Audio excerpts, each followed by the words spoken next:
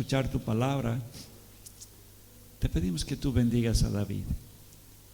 Señor, que tú le des palabras, que tu Santo Espíritu, Señor, realmente inunde este lugar, Señor, y tu palabra fluya, Señor, y sea guardada en nuestros corazones. Muchas gracias, Padre. Encomendamos esta reunión a tu gracia en el nombre de Jesús. Amén.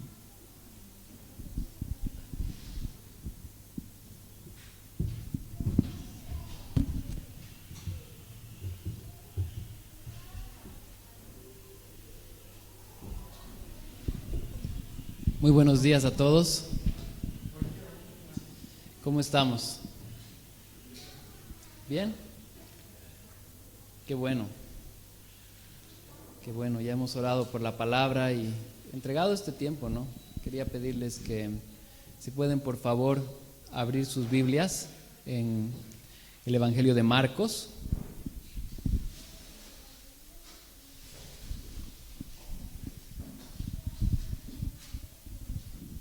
Hoy día vamos a ver el capítulo 6,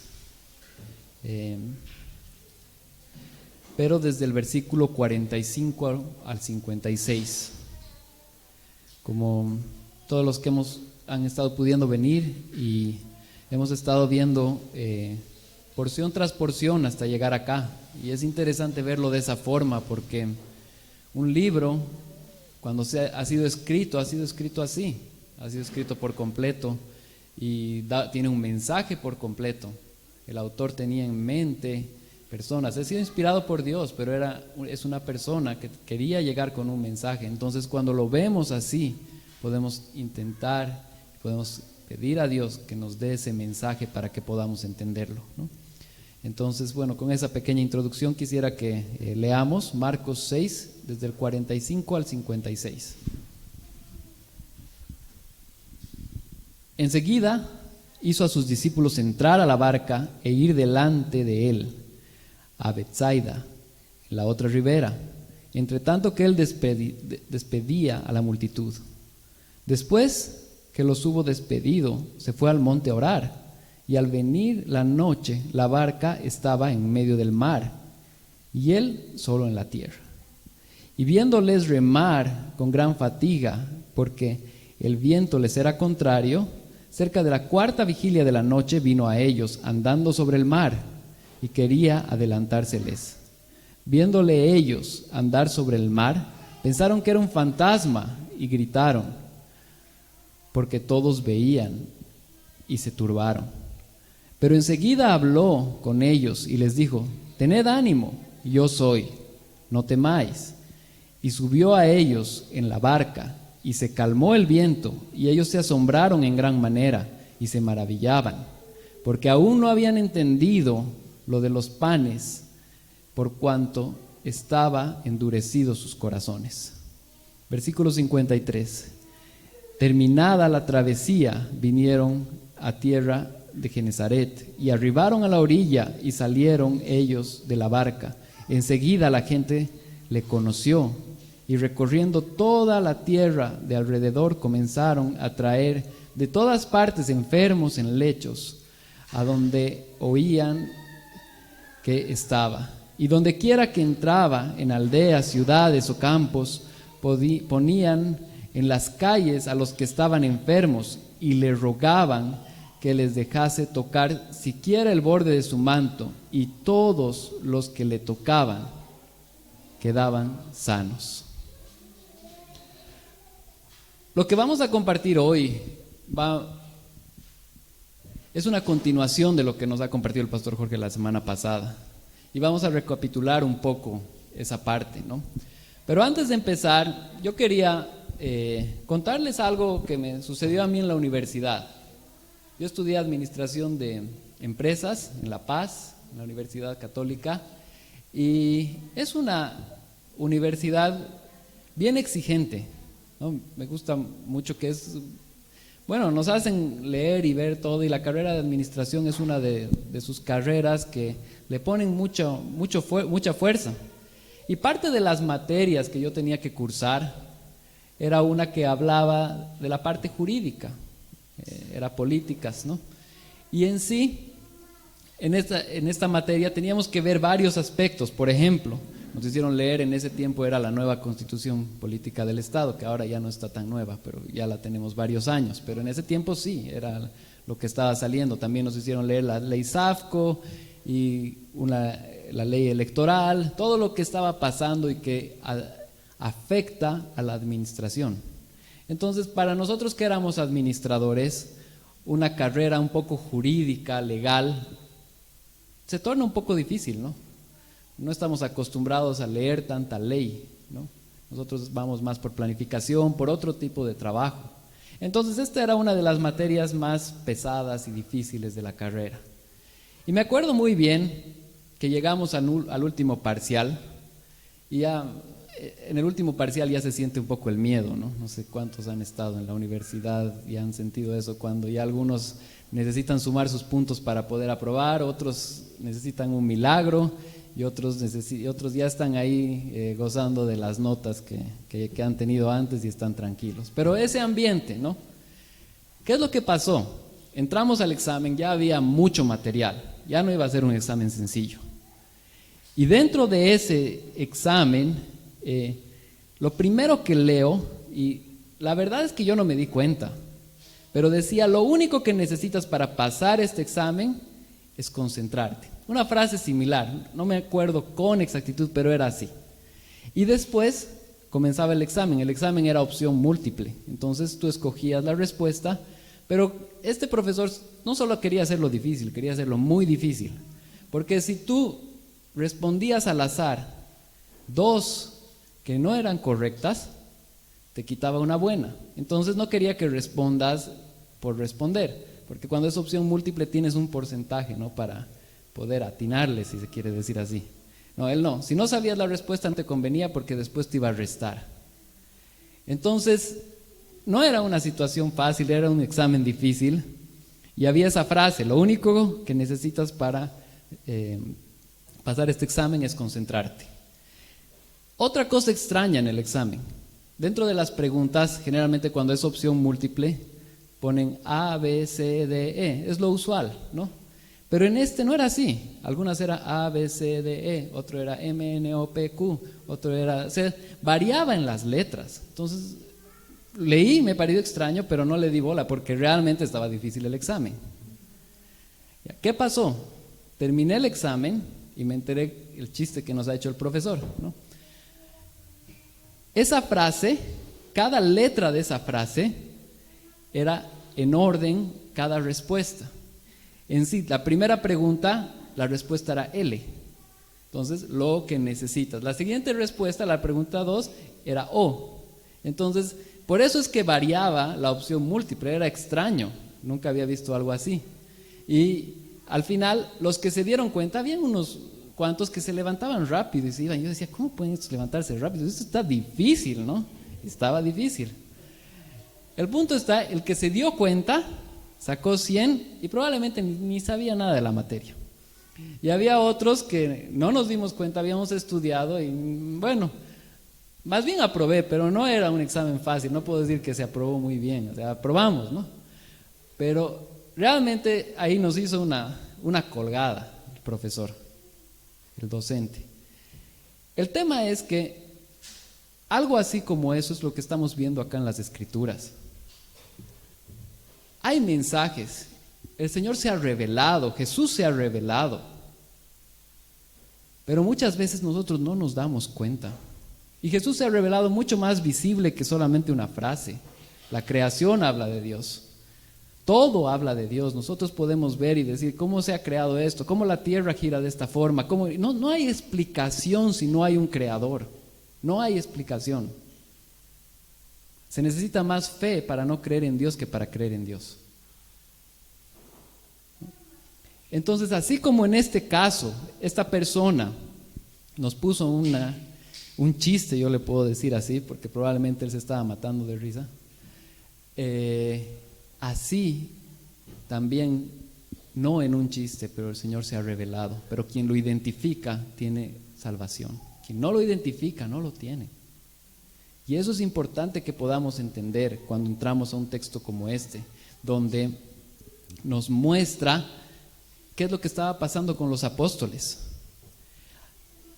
Si no entendemos la deidad de Jesús, vamos a perder de vista quién realmente es Él. Deidad significa que es Dios. Si no entendemos que Jesús es Dios, vamos a realmente perder quién realmente es Dios, quién es Jesús. La deidad de Jesús nos revela que Él es el Dios prometido y podemos confiar en Él. Esta mañana vamos a ver quién es Jesús y cómo Él revela su deidad con poder y gloria. Podemos poner en palabras más sencillas, cómo Él revela que es Dios a través de su poder y su gloria. Punto número 1 que vamos a ver hoy es un conflicto con propósito. Acabamos de leer esta escritura en Marcos. ¿Qué es lo que pasa? Los versículos 45 a la primera parte del 48 nos muestran qué es lo que estaba pasando ese momento con Jesús. Acababa, no sé quiénes se acuerdan, la semana pasada estábamos hablando de Jesús y a comienzo del capítulo él había llegado a Nazaret. Nazaret era el lugar donde Jesús había nacido. ¿Y qué es lo que pasa? ¿Se acuerdan? No lo reconocen. O sea, lo reconocían como el Jesús, sí, pues el hijo del carpintero, ¿no ve? El que estaba ahí. No lo reconocen como Dios. Después, ¿se acuerdan? Se habló de Herodes. Y Herodes estaba ahí y decía, este tiene que ser Juan el Bautista que ha vuelto a la vida. Pero no lo reconoce como su Dios. Y pasa después que Jesús multiplica el pan. Y hay gente que lo reconoce, pero aquí vamos a ver quiénes no lo habían reconocido todavía. Lo acabamos de leer, pero ahorita vamos a poner más atención. El punto está en que todo este capítulo estamos diciendo quién es Jesús. Y ahí viene una pregunta para todos nosotros. ¿Sabemos quién es Jesús? Yo sé quién es Jesús. Yo les voy a hacer esta pregunta a lo largo del mensaje hoy día varias veces. ¿Sabemos quién es Jesús? ¿Tenemos idea quién es Él? ¿Quién es Él para mí? ¿Qué tiene Jesús? ¿Tiene poder? Tres cosas que pasan. Versículos 45 al 46. Dice, enseguida hizo que sus discípulos entraran a la barca e ir delante de Él. Entonces, primero, los despacha a sus discípulos. Después, dice que despide a la multitud. Lo pueden ver en el texto. Era una multitud. Estamos hablando, dice, de 5,000. Y se contaba 5,000 varones. Entonces, si estamos hablando sus esposas o acompañantes de niños, podría ser que por cada 5,000 podemos multiplicar por 3 o 4, ¿no? Entonces ahí no había 5,000 personas, ahí podía haber fácilmente unas 20,000 personas, todos alimentados por Jesús. Y Él los despacha, les dice, váyanse. ¿Qué es lo que pasaba? Esas multitudes, cuando Él tenía interacción con esas multitudes, querían hacerlo rey. Y Él no había venido a ser rey de este mundo, ha venido a ser el rey eterno. Y por eso vino para morir. Entonces los despacha. Y Él, ¿qué hace? Se va a orar. Eso podemos verlo en esos 2 primeros versículos. Qué interesante ver que el Hijo de Dios necesitaba orar. Cuando muchos de nosotros tal vez a veces no recurrimos a eso.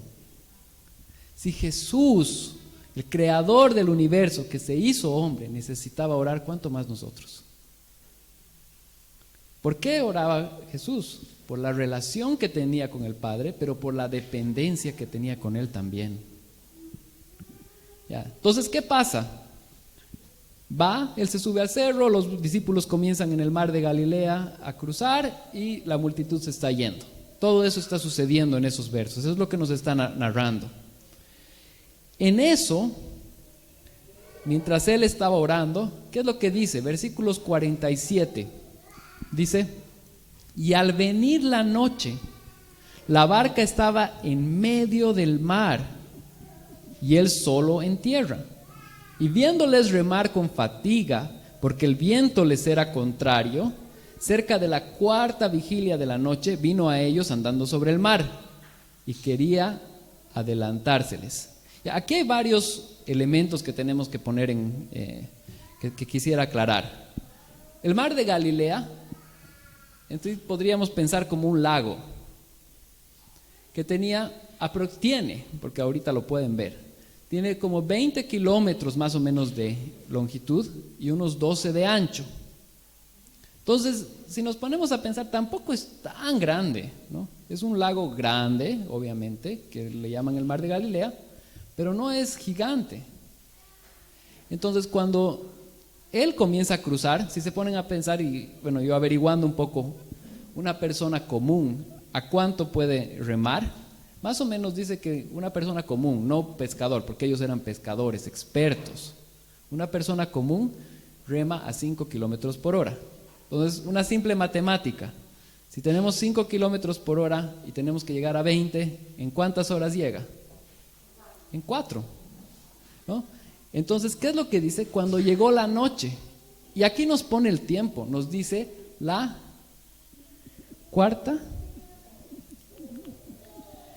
aquí dijeron la noche, cuarta vigilia de la noche. ¿Qué es eso? La cuarta vigilia de la noche es entre las 3 y las 6 de la mañana. Entonces, si ha llegado la noche, ¿qué significaba? Que era de día cuando ellos salieron. Si está entre las 3 y 6 de la mañana ahí, ¿qué significa? ¿Cuántas horas han pasado? Más o menos pueden calcular que mínimamente han estado remando contra el viento unas 8 horas, queriendo ir contra el viento y no pudiendo hacerlo. Ha debido ser muy, muy fatigoso, muy difícil tener un viento en contra. Y estas personas, como les digo, eran pescadores. Este era su lugar de trabajo. Para ellos remar este mar era muy fácil. Entonces, dice que Jesús los vio. Estaba en el cerro que estaba al lado de este lago y los ve. ¿Y qué dice?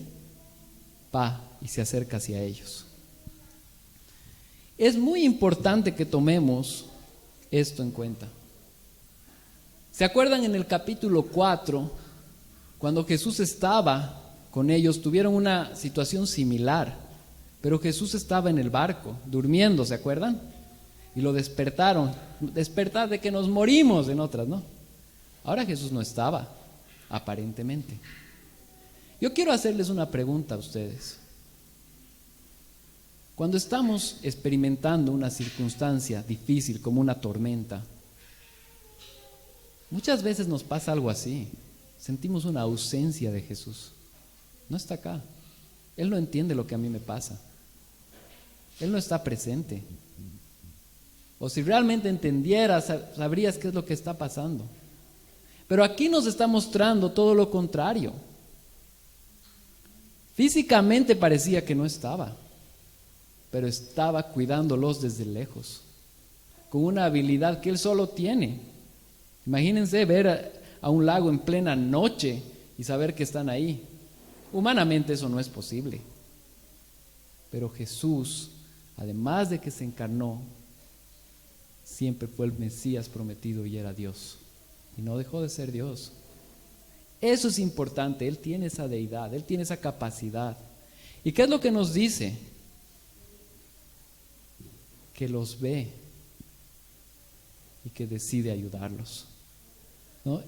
Han debido estar cansados, como les decía, ¿no? Pero es importante. Entonces, segunda vez que les pregunto, ¿sabemos quién es Jesús? ¿Sabes quién es Jesús? Hasta este momento hemos podido ver cómo Jesús se queda en el lado del mar, es decir, en el cerro, mientras sus discípulos están sufriendo al cruzar al otro lado del mar, porque el viento no les deja pasar. Ahora vamos a ver cómo Jesús resuelve el problema. Punto número 2, el conflicto revelando a Jesús. ¿Cuál es la razón de este conflicto? Ahora vamos a ver esta razón. Continúa la historia. ¿Qué es lo que dice? Que los ve. Vamos a leer desde la segunda parte del 48 hasta el 52. Y dice, cerca de la cuarta vigilia de la noche, vino a ellos andando sobre el mar y quería adelantárseles. Viéndole ellos andar sobre el mar, pensaron que era un fantasma y gritaron, porque todos le veían y se turbaron. Pero enseguida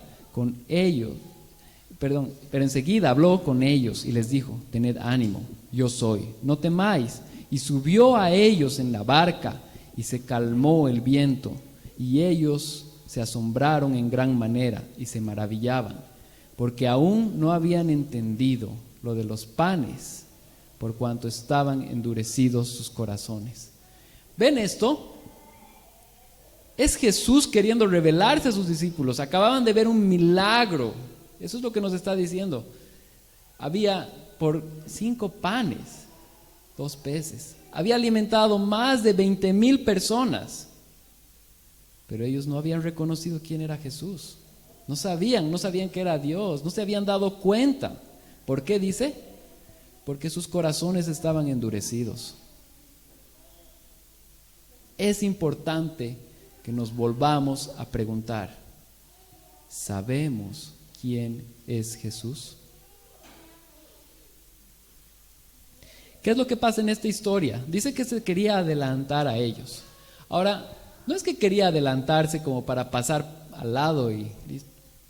No, Él está mostrando algo que sucedió en el Antiguo Testamento, que para ellos era la Biblia de ese tiempo, era la Biblia que habían leído. En Éxodo 34:6 dice que Dios le mostró la espalda a Moisés. En Éxodo 33:19-20, Moisés le había pedido, quiero verte, quiero saber quién eres. ¿Qué había hecho Jesús? Dios, en ese caso, Yahvé, le había mostrado su espalda para que vea su gloria.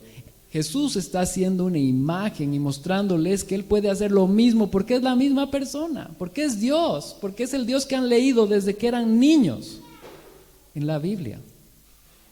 Y se les está queriendo revelar a ellos también, para que sepan que Él es Dios, que es el Mesías prometido y que es Dios.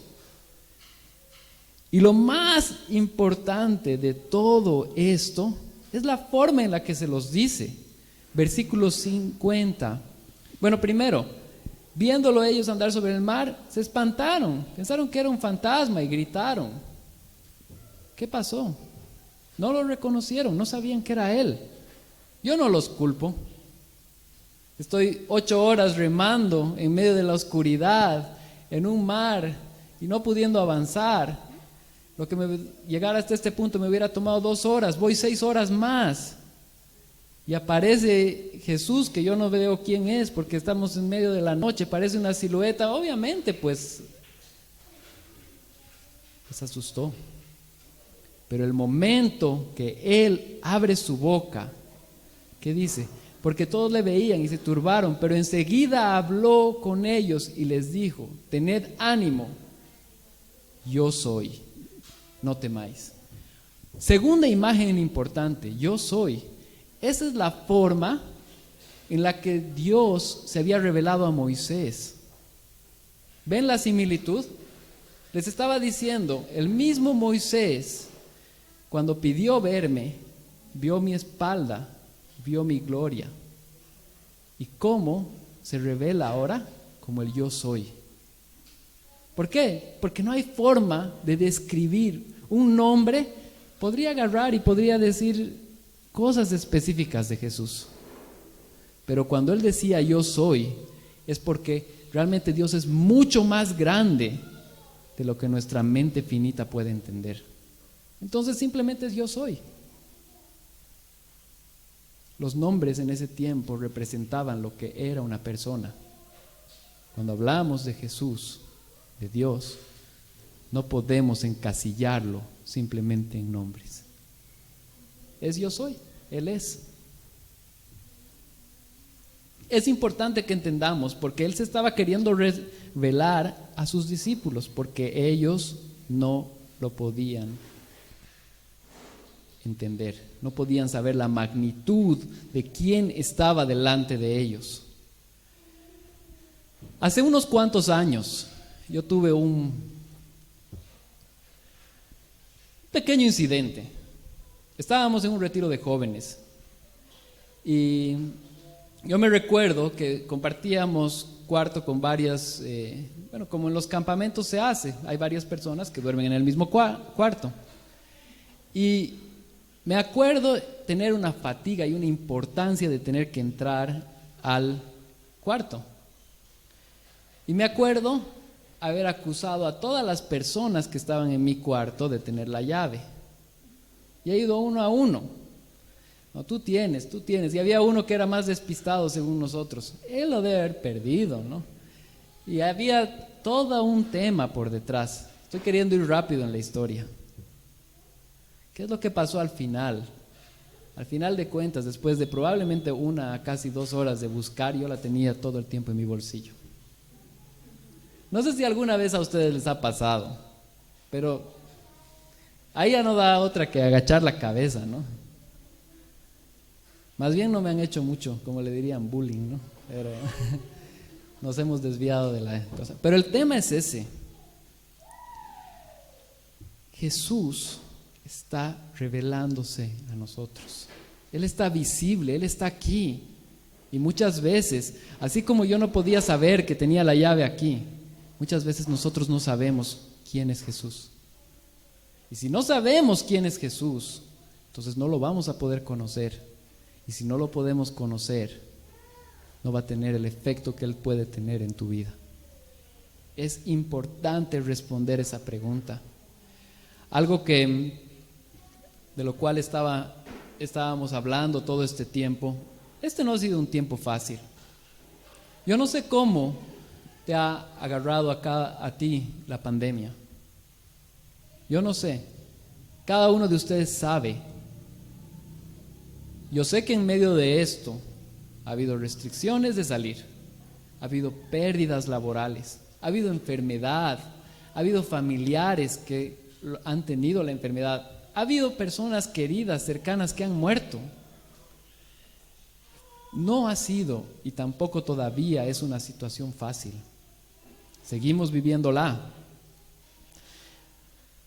La situación que estaban viviendo los apóstoles ese momento no era una situación fácil tampoco. Ellos no sabían si iban a lograr llegar al frente. No sabían si iban a acabar hundidos en el mar. No sabían.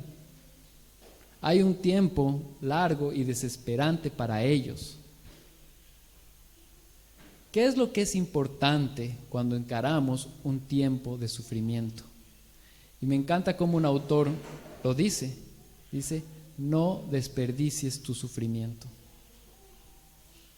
Nosotros creemos que en la palabra de Dios nos dice que todas las cosas ayudan a bien a sus hijos. Lo podemos leer en Romanos 8. Entonces, si tenemos esa fe y esa confianza de que Dios está en control y que todas las circunstancias ayudan a bien, podemos saber que el sufrimiento de hoy día puede ser que humanamente no nos recuperemos de la forma en la que estábamos antes de la pandemia. Puede ser. Pero que nuestro corazón esté cerca de Dios. De tal forma que este sufrimiento haya valido la pena. No necesariamente en una forma terrenal, sino en una forma eterna en Dios. Acordémonos una vez más. ¿Sabes quién es Jesús? Y si sabes quién es Jesús, ¿lo conoces? Acá estaban los apóstoles. Ya habían visto un montón de milagros, habían visto un montón de cosas que Él había hecho. Pero Marcos nos está mostrando que todavía no sabían quién era Él. Tal vez podemos describir un montón de cosas de las que hace Jesús. Tal vez podemos decir, Jesús es el Hijo de Dios que vino a la tierra y murió por los pecadores. O podemos decir, Jesús era el hijo del carpintero, como lo decían los de Nazaret. El punto no está en saber hechos de Jesús, el saber quién es Jesús. El punto está en saber que Jesús es Dios, el Mesías prometido y mi Salvador. Ese es el punto que tenemos que recordar. Podemos saber muchas cosas de Jesús y no saber quién es Jesús. De lo cual tenemos que tener mucho cuidado. Siempre pongámonos a pensar, ¿sé quién es Jesús? Yo sé que tal vez la pregunta ya comienza a cansar. Pero tal vez para nosotros necesitamos que nos canse de alguna forma porque no sabemos quién es Jesús. Los apóstoles habían estado con Él tanto tiempo y todavía no sabían quién era Él. Acababan de ver un milagro de la multiplicación de panes y peces. Tuvieron que experimentar en carne propia una situación muy diferente para poder acercarse y saber quién era Él. No desperdiciemos el sufrimiento. Por ahí el sufrimiento que estamos viviendo hoy día nos está mostrando quién es Jesús. Escuchémosle. Hasta este punto hemos visto que Jesús utiliza tormentas, circunstancias para revelarse. Ahora vamos a ver cómo muchos sí lo reconocen. Punto número 3. Algunos reconociendo a Jesús sin necesidad de conflicto. Versículos 53 al 56 dice: terminando la travesía, vinieron a la tierra de Genezaret y arribaron a la orilla. Y saliendo ellos de la barca, enseguida la gente, ¿qué dice ahí? Le conoció. ¿Ven el contraste? Hemos leído durante todo este capítulo, en Nazaret no lo conocían. Hemos leído, Rey Herodes no lo conocía. Había hecho el milagro de la multiplicación del pan, no lo conocía. Los apóstoles mismos habían visto y ellos estaban sus corazones endurecidos. Viene a un lugar, ¿y qué dice? Lo conoció. El Señor está disponible y está para que nosotros podamos conocerlo. Es interesante ver, si ustedes leen y prestan atención, en el versículo 45 nos dice que salieron hacia la región de ¿qué? Betsaida. ¿Y a dónde llegan? Versículo 53, Genezaret. Él les dijo, vayan a Betsaida. Y al final, por el viento, por diferentes cosas, acabaron en Genezaret. No eran lejos una de la otra, pero llegó a un lugar donde no lo estaban esperando, donde supuestamente no tenía que ir, pero llegó. ¿Y qué es lo primero que ve? Que lo conocen, que saben quién es Él. Importante. Y ven en el versículo 55, y reconociendo toda la tierra alrededor, comenzaron a traer de todas partes enfermos en lechos, a donde oían que estaba, donde quiera que entraba en las aldeas, ciudades o campos, ponían en las calles a los que estaban enfermos y le rogaban que les dejase tocar siquiera el borde de su manto, y todos los que le tocaban quedaban sanos. Qué importante conocerle. El momento en el que conocemos a Dios, Él tiene efecto en nuestras vidas. No solamente es decir, existe Dios, porque existe Dios, eso es una afirmación, es conocerlo. Hay una importancia muy grande en conocer a Dios como mi Dios, que va a dar muchos resultados positivos en mi propia vida, ¿no? Entonces tengamos eso claro. Me acuerdo hace 12 años, aproximadamente estaba en una ciudad extraña y tenía que ir a una dirección que no conocía. Y tenía que llegar allá. Agarré el teléfono, ahí había una aplicación que se llamaba Google Maps, que tal vez algunos de ustedes ya conocen muy bien. En esa época no la conocía. Yo sabía el concepto de lo que era un GPS, pero nunca había usado. De pronto logro poner la dirección que tenía que llegar y aprieto ir. Increíblemente me lleva y me dice por dónde ir y todo, increíble. Ahorita tal vez ya no nos asombra mucho. Tal vez ya todos tenemos eso o tenemos contacto y ya sabemos usarla. Y es más, creo que celulares, no importa cuando ya es un celular inteligente, ya la tiene, aunque sea básico o aunque sea el más complejo. Pero para ese momento era impresionante. ¿Por qué? Porque comenzamos a conocerlo. Y si comenzamos a conocerlo, sabemos que puede guiarnos. La misma respuesta es para nosotros hoy. Si conoces a Jesús, que es el Mesías, el Salvador, es Dios, va a poder guiar tu vida. Va a poder guiar nuestra vida. ¿Y cuán importante es eso? Acordémonos, es necesario conocerle.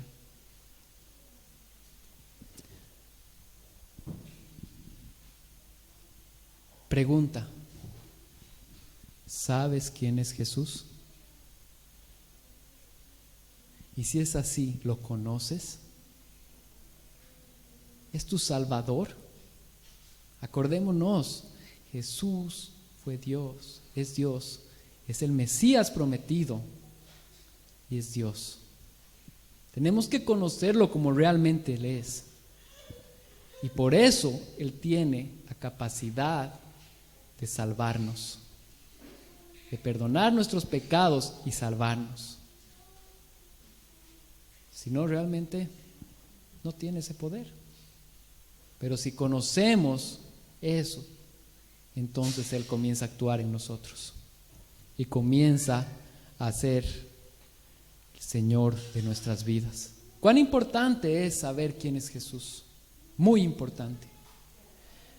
Entonces, como conclusión principal, Dios se da y Dios utiliza medios para darse a conocer, incluyendo los conflictos. Pero ¿conociendo qué? ¿Conocer qué? Conocer que Él es el Mesías, es Dios y es mi Salvador. Ninguna tormenta es en vano. Acordémonos de eso. No hay tormenta que sea en vano. No hay circunstancia que sea en vano. Todo tiene un propósito. Podemos sacarle provecho a las dificultades de la vida. Saquémosle el provecho a esas dificultades. Hay que tratar de utilizar el conflicto para bien. Acuérdense, por favor, no desperdicies el conflicto. No lo desperdicies. Utilízalo para que nos acerquemos a Dios, para que sepamos quién es Jesús. Ese es el mensaje que teníamos preparado para hoy. Está claro todo Marcos 6, en que tantas personas vieron quién era Jesús, pero no sabían quién era Jesús. Eso mismo, esa misma pregunta está para nosotros hoy. ¿Sabes quién es Jesús? Si sabemos quién es Jesús, entonces Él va a tener un efecto muy importante en nuestras vidas. Nos pondremos de pie.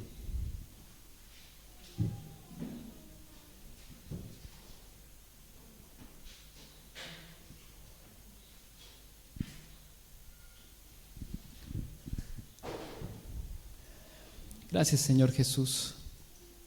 Gracias, Dios, porque realmente sabemos que tú eres Dios. Sabemos que tú te has hecho hombre para morir en la cruz. Que realmente es a través de tu sacrificio que podemos ser salvos, Señor. Señor, te ruego que podamos saber quién eres, conocerte y hacer que seas nuestro Salvador. Si este mensaje te está hablando por primera vez y quieres saber más quién es Jesús, yo te ruego que no te quedes ahí. Yo lo veo como que es Dios hablándonos a cada uno de nosotros. Que lo busques y que respondas esa pregunta: ¿quién es Jesús? Si tienes dudas y podemos ayudarte y servirte en algo, por favor, dinos y con todo gusto lo vamos a hacer. Ya sea hoy día al finalizar o puedes contactarnos igual. Pero esa es la pregunta más importante de tu vida y tiene que estar respondida. ¿Quién es Jesús?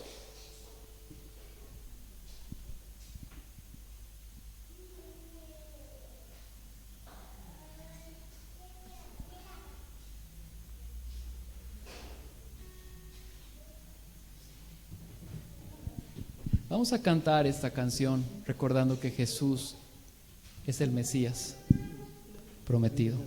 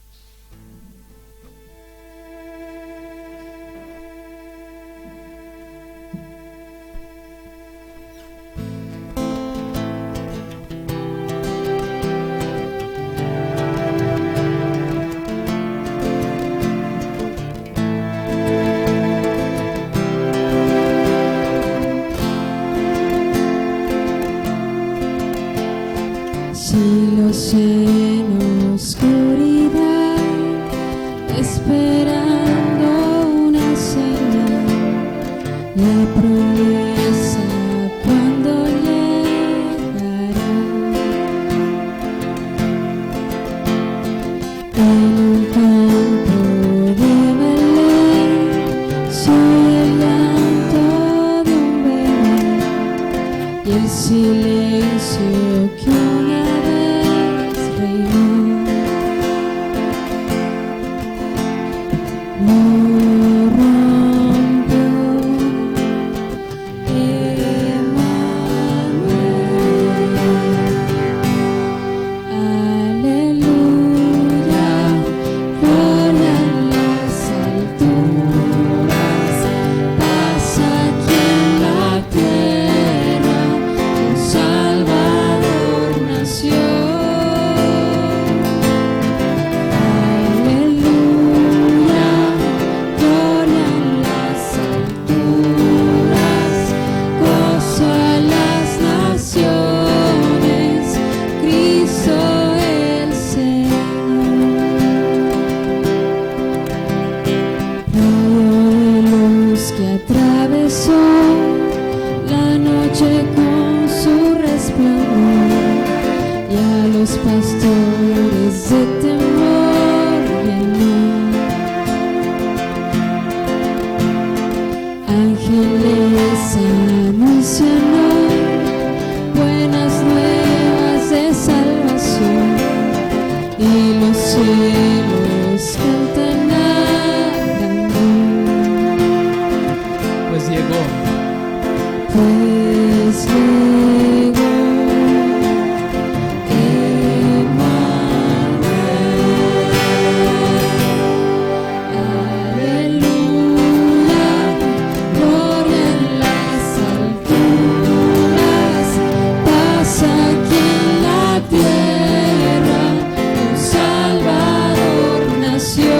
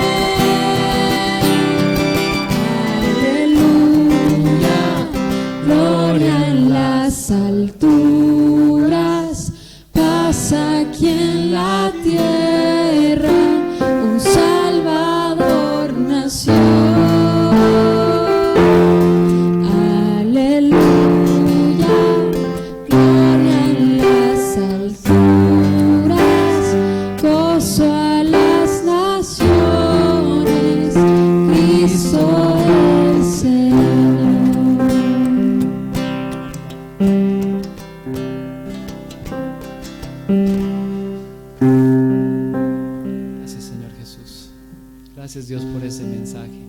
Gracias, Señor.